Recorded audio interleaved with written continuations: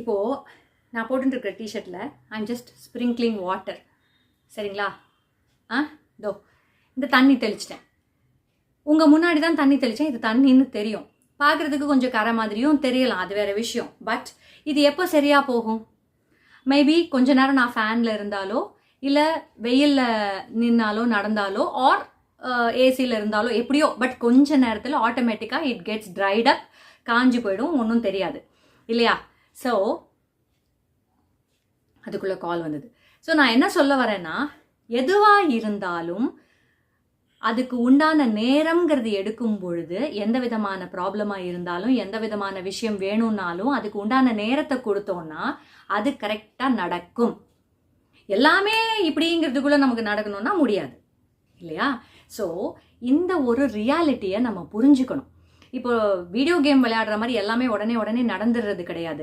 நம்ம ஒரு கோர்ஸ் படிக்கணுன்னாலும் சரி, நம்ம எய்ம் பண்ண கோலை அச்சீவ் பண்ணணுன்னாலும் சரி, இல்லை நம்மளோட ஆசைகளை நிறைவேற்றிக்கணும், எதுவாக வேணாலும் இருக்கட்டும், அதுக்கு உண்டான நேரத்தை கொடுக்க பழகிக்கோங்க.